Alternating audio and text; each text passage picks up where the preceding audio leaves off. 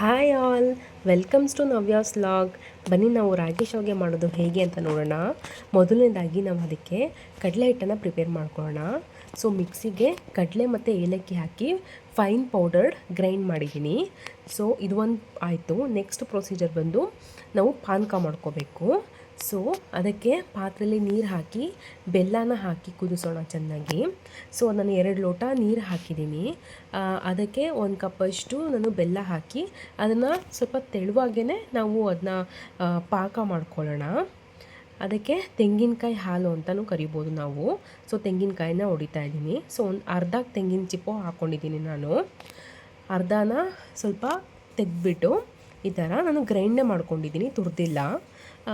ಹೀಗೆ ಎಬ್ಬಿಟ್ಟು ನಾವು ಸ್ವಲ್ಪ ಸ್ವಲ್ಪ ಮಾಡಿಕೊಂಡು ಗ್ರೈಂಡರಲ್ಲಿ ಹಾಕ್ಬಿಟ್ಟು ಫುಲ್ ಪೇಸ್ಟ್ ಮಾಡ್ಕೊಳ್ಳೋಣ. ಇದನ್ನು ಹೀಗೆ ಫುಲ್ ಅದು ಫೈನ್ ಪೌಡರ್ ಪೇಸ್ಟ್ ಆಗಲಿ. ಸ್ವಲ್ಪ ನೀರು ಹಾಕ್ಬಿಟ್ಟು ಪೇಸ್ಟ್ ಮಾಡೋಣ. ಈಗ ನೋಡಿ, ಪಾಕ ಫುಲ್ ಕುದ್ದಿ ಬೆಲ್ಲ ಎಲ್ಲ ಕರಗಿದೆ. ಈ ಕನ್ಸಿಸ್ಟೆನ್ಸಿಲಿ ಇರಬೇಕಾದ್ರೆ ನಾವು ಆ ಕಾಯಿ ಹಾಲನ್ನ ಹಾಕ್ಬಿಟ್ಟು ಜಸ್ಟ್ 2 ಮಿನಿಟ್ಸು ಕುದಿಸ್ಬಿಟ್ಟು, 1 ರೌಂಡ್ ಕುದಿಲಿ ಸಾಕು, ಜಾಸ್ತಿ ಕುದಿಯೋದು ಬೇಡ. ಹೀಗೆ ಕುದಿಸ್ಬಿಟ್ಟು ಅದನ್ನು ಆಫ್ ಮಾಡಿದ್ರೆ ನಮಗೆ ಇದು ಬೆಲ್ಲದ ಪಾಕ ಕೂಡ ರೆಡಿ ಆಗುತ್ತೆ. ಸೊ ಕಡಲೆ ಪುಡಿ ಆಯಿತು, ಬೆಲ್ಲದ ಪಾಕ ಆಯಿತು. ನೆಕ್ಸ್ಟು ನಮಗೆ ಬೇಕಾಗಿರೋದು ರಾಗಿ ಹೇಗೆ ಮಾಡ್ಕೊಳ್ಳೋದು ಅಂತ ನೋಡೋಣ. ಸೊ ಪಾತ್ರೆಗೆ ಬಿಸಿನೀರನ್ನ ಬಿಸಿ ಆಗ್ಲಿಕ್ಕೆ ಇಟ್ಟಿದ್ದೀನಿ. ಸೊ ಅದಕ್ಕೆ 1-2 ಸ್ಪೂನ್ ಉಪ್ಪು ಹಾಕೋಣ. ಉಪ್ಪು ಹಾಕಿದ್ರೆ ಶಾವಿಗೆ ತುಂಬ ರುಚಿಯಾಗಿ ಬರುತ್ತೆ, ಇಲ್ಲಾಂದರೆ ಸಪ್ಪೆ ಸಪ್ಪೆ ಇರುತ್ತೆ.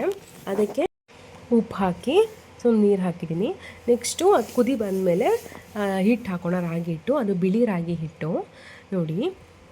ಅದಕ್ಕೆ ರಾಗಿ ಶಾವಿಗೆ ಮಾಡಿದ್ರೆ ತುಂಬಾ ಚೆನ್ನಾಗಿರುತ್ತೆ, ರುಚಿಯಾಗೂ ಸಹ ಇರುತ್ತೆ.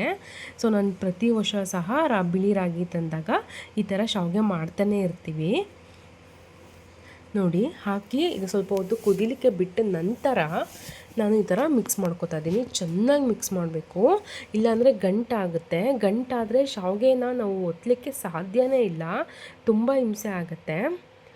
ಅದಕ್ಕೋಸ್ಕರ ನಾನು ತುಂಬ ಫುಲ್ ಫೈನಾಗಿ ಇದನ್ನು ನಾನು ನಾದುತ್ತಾ ಇದ್ದೀನಿ. ಒಂದು ಸ್ವಲ್ಪ ಸಹ ಗಂಟಿರಲೇಬಾರ್ದು. ಗಂಟಿದ್ರೆ ಶಾವಿಗೆ ಬರೋದೇ ಇಲ್ಲ ತುಂಬ ಹಿಂಸೆ ಆಗಿಬಿಡತ್ತೆ. ಸೊ ಮಾಡುವಾಗಲೇ ಮತ್ತು ಹದನೂ ನೋಡ್ಕೋಬೇಕು ಯಾವ ಥರ ಬಂದಿದೆ ಅಂತ. ಸೇಮ್ ನಾವು ಮನೆಯಲ್ಲಿ ಮುದ್ದೆ ಹೇಗೆ ಮಾಡ್ಕೋತೀವಿ, ರಾಗಿ ಮುದ್ದೆ, ಅದೇ ಥರನೇ ಕನ್ಸಿಸ್ಟೆನ್ಸಿ ಮಾಡ್ಕೋಬೇಕು ನೋಡಿ. ಚೆನ್ನಾಗಿ ನಾದಬೇಕು. ಗಂಟು ಎಲ್ಲೂ ಕೂಡ ಗಂಟು ನಮಗೆ ಕಾಣಿಸ್ಬಾರ್ದು, ಆ ಥರ ನಾದಬೇಕು. ನಾದ್ಬಿಟ್ಟು ಮತ್ತೆ ಒಲೆ ಮೇಲಿಟ್ಟು ಇದನ್ನು ಇನ್ನೊಂದು 5 ನಿಮಿಷ 10 ನಿಮಿಷ ಬೇಯಿಸಬೇಕು.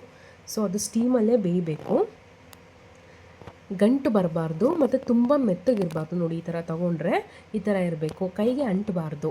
ಆಗ ನಮಗೆ ಶಾವಿಗೆ ಚೆನ್ನಾಗಿ ಬರುತ್ತೆ ಅಂತ ಅರ್ಥ ನೋಡಿ. ಈ ಥರ ಆಗಬೇಕು, ಅಂಟಿಸ್ಬಾರ್ದು. ಅಂಟಿಸಿದ್ರೆ ಶಾವಿಗೆ ಬರೋದಿಲ್ಲ ನೋಡಿ. ನಾನು ಶಾವಿಗೆ ಒತ್ತೋದಕ್ಕೆಲ್ಲ ರೆಡಿ ಮಾಡ್ಕೊಂಡಿದ್ದೀನಿ. ಈಗ ಅದನ್ನ ಮತ್ತೆ ನೀಟಾಗಿ ಮತ್ತೆ ಗಂಟಾಗದಿರೋ ಥರ ನಾವು ಚೆನ್ನಾಗಿ ಅದನ್ನ ಮಿಲಾಯಿಸ್ಬೇಕು ನೋಡಿ, ಈ ಥರ. ಸೊ ಈ ಥರ ಮಾಡೋದ್ರಿಂದ ಗಂಟಾದರೂ ಕೂಡ ಅದು ಒಡ್ಕೊಳ್ಳುತ್ತೆ.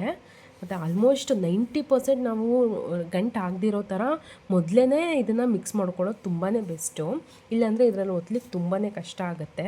ಸೊ ನಮ್ಗೆ ಅದರಲ್ಲಿ ಎಷ್ಟು ಬೇಕೋ ಅದನ್ನು ರೌಂಡಾಗಿ ಈ ಥರ ಮಾಡಿಕೊಂಡು ಅದರೊಳಗಡೆ ಹಾಕೋಬೇಕಾಗತ್ತೆ ನಾವು. ಸೊ ಕೆಳಗಡೆದು ನಾನು ಫಿಕ್ಸ್ ಮಾಡಿರಲಿಲ್ಲ ನೋಡಿ, ಆ ಥರ ಅಷ್ಟು ಜಾಲರ ಇದ್ದರೆ ಸಾಕು. ರಾಗಿ ಶಾವಿಗೆ ತುಂಬ ತೆಳುವಾಗಿ ತುಂಬ ಚೆನ್ನಾಗಿ ಬರುತ್ತೆ. ಕೆಳಗಡೆ ಫಿಕ್ಸ್ ಮಾಡ್ಕೊತಾ ಇದ್ದೀನಿ. ಅದಕ್ಕೆ ಸ್ವಲ್ಪ ನೀರು ಇಲ್ಲಾಂದರೆ ಆಯಿಲ್ ಹಚ್ಕೊಳ್ಳೋದು ಇನ್ನೂ ಬೆಸ್ಟು, ನೀಟಾಗಿ ಬರುತ್ತೆ. ಜಾಸ್ತಿ ಆಯಿಲ್ ಹಾಕೋಕೆ ಹೋಗಬೇಡಿ ನೋಡಿ. ಈ ಥರ ಎಷ್ಟು ಹಿಡಿಯುತ್ತೋ ಅಷ್ಟು ನೀಟಾಗಿ ಹಾಕಿ ಅದ್ರ ಮೇಲೆ ಲಿಡ್ನ ಕ್ಲೋಸ್ ಮಾಡಬೇಕು. ಸೊ ಅದನ್ನ ರೊಟೇಟ್ ಮಾಡಿ ಟೈಟ್ ಮಾಡಿದ್ರೆ ಆಯಿತು, ಈ ರೀತಿ ಬರುತ್ತೆ. ಸೊ ಮತ್ತು ಅಲ್ಲಿ ಮುದ್ದೆನ ತಣ್ಣಗಾಗಲಿಕ್ಕೆ ಬಿಡಬೇಡಿ. ತಣ್ಣಗಾಗ್ಬಿಟ್ರೆ ನಿಮಗೆ ಒತ್ತಲಿಕ್ಕೆ ತುಂಬಾ ಕಷ್ಟ ಆಗುತ್ತೆ ನೋಡಿ. ಎಷ್ಟು ಚೆನ್ನಾಗಿ ಬರ್ತಾಯಿದೆ ಶಾವಿಗೆ, ಬಿಸಿ ಬಿಸಿಯಾಗಿ ನೋಡ್ತಾರೆ ತಿನ್ನಬೇಕಂತ ಅನಿಸುತ್ತೆ. ಅಷ್ಟು ಚೆನ್ನಾಗಿದೆ, ಅಷ್ಟು ರುಚಿಯಾಗಿರುತ್ತೆ ಮತ್ತು ಹೆಲ್ದಿಗೂ ತುಂಬಾ ಒಳ್ಳೆಯದು ಈ ಥರ ನಾವು ಮನೇಲಿ ಮಾಡ್ಕೊಂಡು ತಿನ್ನೋದ್ರಿಂದ ನೋಡಿ. ಎಷ್ಟು ಚೆನ್ನಾಗಿದೆ. ಇದನ್ನು ಇದೇ ಥರ ನಮಗೆ ಹಿಟ್ಟು ಎಷ್ಟಿದೆಯೋ ಅಷ್ಟೆಲ್ಲ ಮಾಡ್ಕೊಬೋದು ನೋಡಿ. ನಾನು ಮಾಡಿರೋ ಪಾನಕ, ಬೆಲ್ಲದ ಪಾನಕ ಮತ್ತು ಕಡಲೆ ಪುಡಿ ಸಹ ಮಿಕ್ಸ್ ಮಾಡ್ತಾಯಿದ್ದೀನಿ. ನಿಮಗೆ ಸ್ವೀಟ್ ಇಷ್ಟ ಇಲ್ಲ ಅಂದರೆ ಇದನ್ನು ಚಿಕನ್ ಜೊತೆ ಕೂಡ, ನಾನ್ ವೆಜ್ ತಿನ್ನೋರು ಚಿಕನ್ನ ಹಾಕ್ಕೊಂಡು ಕೂಡ ತಿಂದರೆ, ಸಾಂಬಾರು ಹಾಕ್ಕೊಂಡು ತಿಂದರೆ ತುಂಬಾ ರುಚಿಯಾಗಿರುತ್ತೆ. ಇದನ್ನು ಒನ್ ಡೇ ಇಟ್ಟು ನೆಕ್ಸ್ಟ್ ಡೇ ಈ ರಾಗಿನ ತಿನ್ನೋದ್ರಿಂದ ನಮ್ಮ ಆರೋಗ್ಯಕ್ಕೂ ತುಂಬಾ ಒಳ್ಳೆಯದು ಮತ್ತು ತುಂಬಾ ರುಚಿಯಾಗಿರುತ್ತೆ. ನೀವು ಸಹ ಮನೇಲಿ ಒಂದು ಸಲ ಟ್ರೈ ಮಾಡಿ ನೋಡಿ, ನಿಮಗೂ ತುಂಬ ಇಷ್ಟ ಆಗುತ್ತೆ. Thank you for watching.